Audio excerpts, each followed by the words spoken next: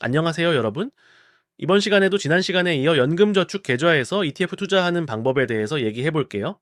13년간 연복리 30%를 달성한 전략인데 이번엔 해외 주식이 아니라 코스피와 나스닥 중 하나를 선택해서 투자해요. 총 수익률이 무려 3000%가 넘어요.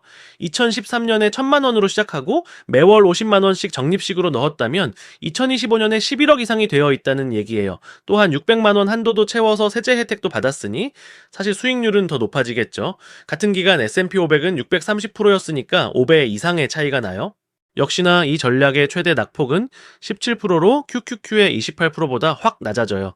지난 영상에서 글로벌 주식, 가치투자 주식과 나스닥 중에서 하나를 골라 투자하는 전략을 소개해드린 적이 있는데 이번에는 나스닥과 코스피 중 하나를 선택해서 심플하게 투자하는 방법이에요. 단점으로는 아무래도 공격자산과 방어자산 하나에 ETF에만 투자해서 상대적으로 거래도 많고 지난 전략보다는 변동성이 살짝 높아요. 앞서 얘기했듯이 이 전략은 코스피와 나스닥 지수 기반의 ETF만 사용하여 좀 더 쉽게 포트폴리오 운용을 시작할 수 있어요. 우선 공격자산 투자 유니버스를 볼게요.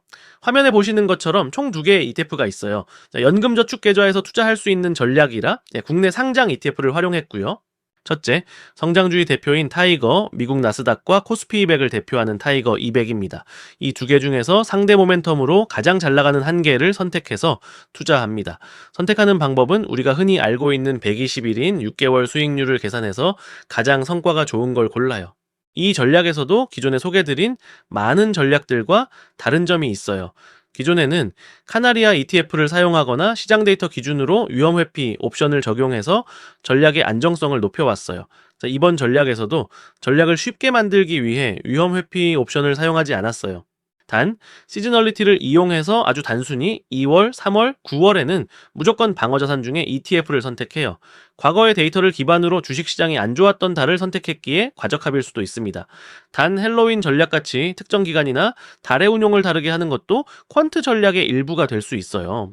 추가로 마이너스 절대 모멘텀이라는 걸 적용했어요. 어려울 수 있는데요. 단순히 말하면 공격자산인 나스닥과 코스피의 10개월 수익률이 하나라도 마이너스인 경우 공격자산에 투자하지 않고 방어자산에 투자해요. 결론적으로 위험회피를 쓰지 않지만 나스닥과 코스피의 10개월 추세를 보면서 공격자산에 투자할지를 결정하게 됩니다. 이제 방어자산 구성을 살펴볼게요. 우선 방어자산 후보는 총 6개예요. 원유와 금은 선물, 미국 국채 10년, 미국 국채 30년, 리츠 부동산과 금으로 구성되어 있어요. 방어자산은 이 6개 중에서 2개월 이동평균 대비 제일 높은 걸 선택해요. 그래서 정리하면 1년에 9개월은 공격자산 중에 투자하고 3개월은 방어자산 중에 투자해요. 추가로 나스닥과 코스피가 둘 다 10개월 수익률이 마이너스이면 방어자산에 투자합니다. 백테스트 결과를 확인해 볼게요.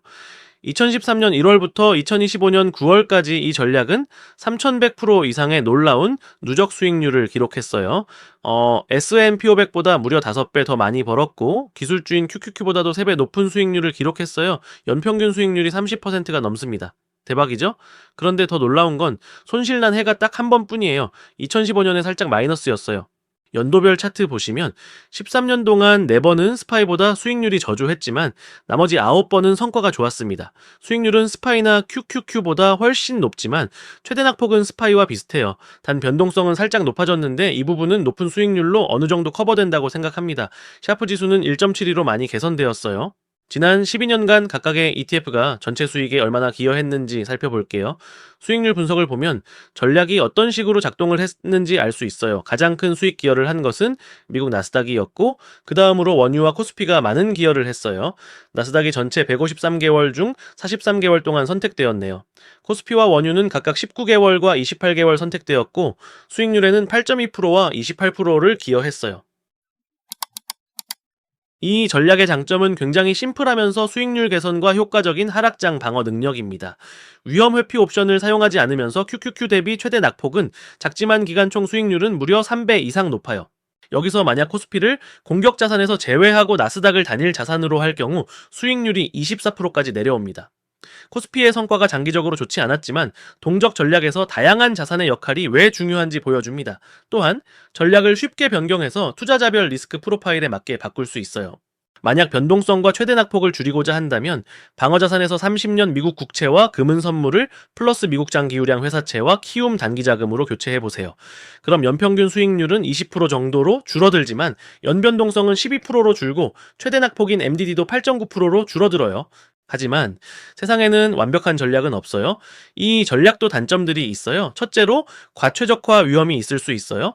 시즈널리티의 패턴이 미래에 변할 수 있어요. 둘째로 매매가 많아서 거래 비용이 높을 수 있어요. 단점도 있지만 체계적으로 원칙을 지키는 투자를 할 수 있고 단기 변동성도 견딜 수 있다라면은 좋은 전략이 될 수 있어요. 또한 하나의 전략만 투자하는 게 아니라 지난 영상에서 소개해드린 DGA나 섹터 전략과 혼합으로 쓰면 포트폴리오의 효율이 더 좋아질 수 있다라고 생각해요. 오늘은 좀 더 쉽게 연금저축 계좌에서 운용할 수 있는 전략을 소개해 드렸습니다. 연금저축은 장기 투자와 세제 혜택이 목적이에요. 단기 수익률보다는 꾸준히 적립식으로 원칙을 지키며 투자하는 게 중요해요. 다양한 전략을 보고 여러 가지를 혼합하여 본인한테 맞는 포트폴리오를 구성해 보세요. 다음 영상에서도 새로운 전략과 여러 가지 전략을 혼합해서 실제 포트폴리오에 적용하는 구체적인 사례를 다룰 예정입니다. 특별히 이 전략에 대한 더 자세한 정보와 백테스트 결과가 궁금하시다면 영상 설명란의 링크를 통해 자세한 결과 자료를 확인할 수 있습니다.